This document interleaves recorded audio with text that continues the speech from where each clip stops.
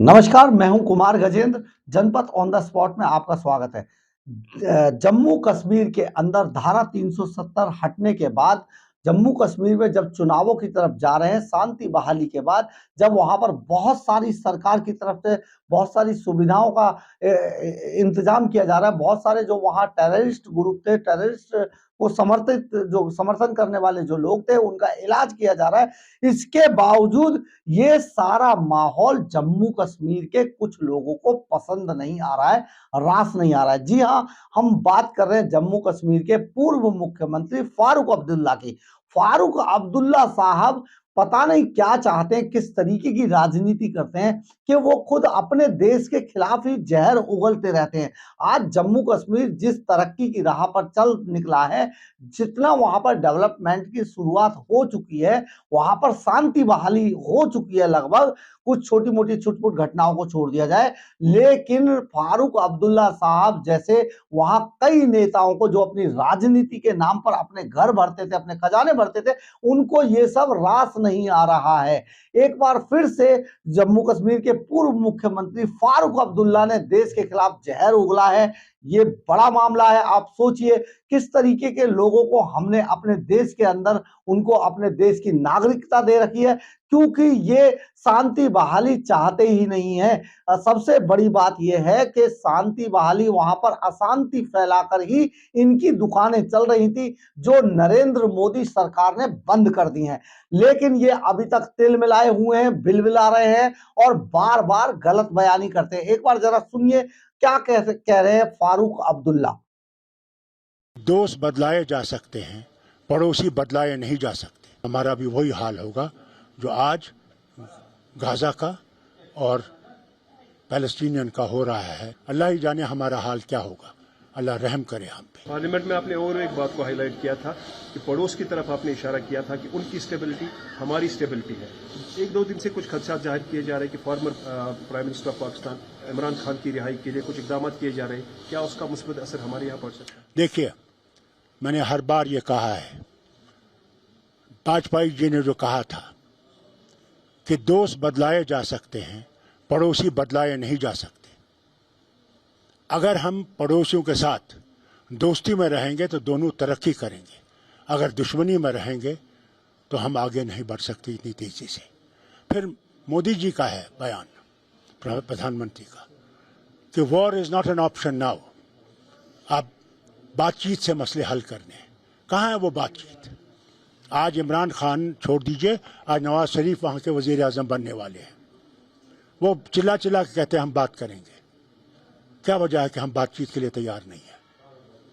अगर बातचीत से हमने ये सुलझाया नहीं तो माफ़ी चाहता हूँ आपसे कहने का, हमारा भी वही हाल होगा जो आज गाजा का और पैलेस्टीनियन का हो रहा है, जिन पे आज बमबारी की जा रही है इजराइल की तरफ से। कुछ भी हो सकता है। अल्लाह ही जाने हमारा हाल क्या होगा। अल्लाह रहम करे हम। आपने सुना होगा जम्मू कश्मीर के पूर्व मुख्यमंत्री फारूक अब्दुल्ला किस तरीके से जहर उगल रहे हैं। इनको समझ नहीं है, पता नहीं किस बात से ये पाकिस्तान के सामने पाकिस्तान से बात करने की बात करते हैं।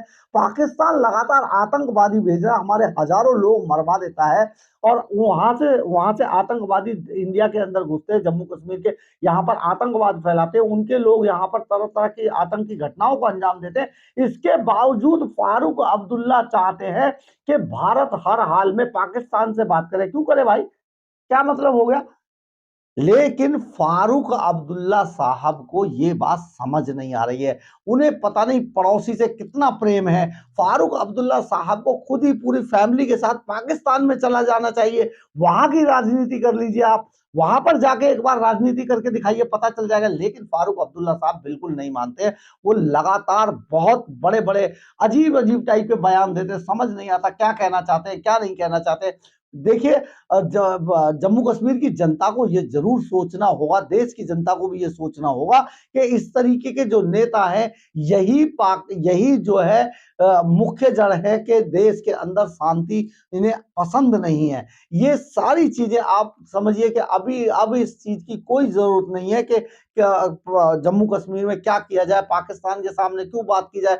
जब एक देश हमारे देश के अंदर आतंकवादी भेजकर इतना नुकसान कराता है, एक धमाका या एक बटालियन पे अटैक का मतलब है, फौजियों पे अटैक का मतलब है हर अटैक में 1 करोड़ से करोड़ों रुपया खर्च हो जाता है। आप समझिए, इसके बावजूद ये लोग पाकिस्तान का राग अलापना नहीं छोड़ते हैं।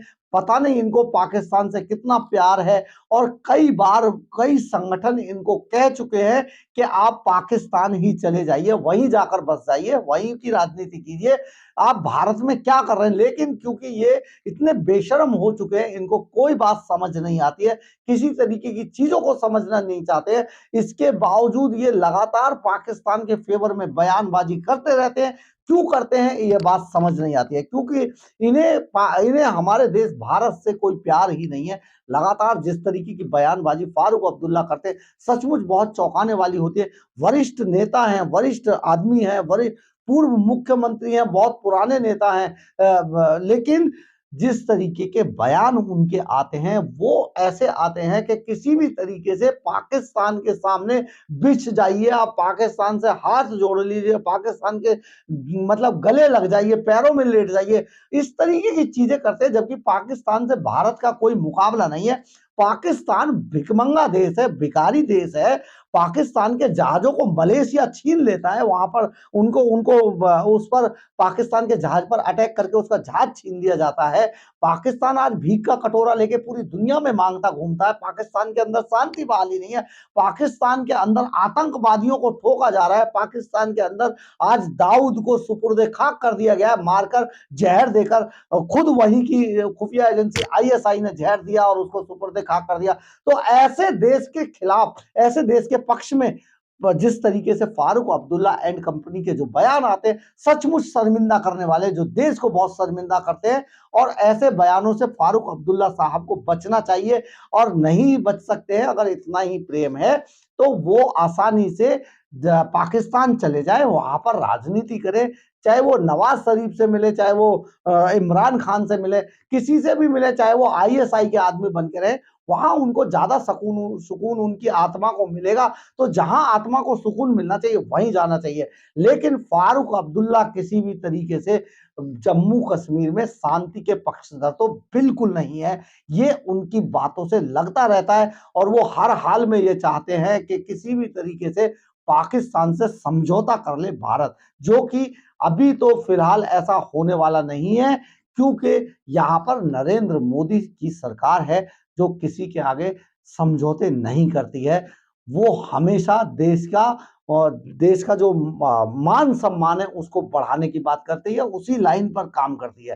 तो फारूक अब्दुल्ला साहब को सचमुच सोचना होगा, अपनी जो बात बोलते हैं उनके बारे में भी सोचना होगा, अपनी सोच को बदलना होगा, नहीं तो उन्हें पाकिस्तान जाना ही होगा, और जाना ही चले ही जाना चाहिए। अगर आपको मेरी खबर अच्छी लगी हो तो आप इसे लाइक, सब्सक्राइब और शेयर जरूर कीजिएगा। कमेंट्स बॉक्स में अपनी राय जरूर लिखिएगा, खास तौर पे फारूक अब्दुल्ला जैसे नेताओं के बारे में तो जरूर आप अपनी राय दीजिएगा। इससे हमें ऊर्जा मिलती है। जय हिंद, जय भारत।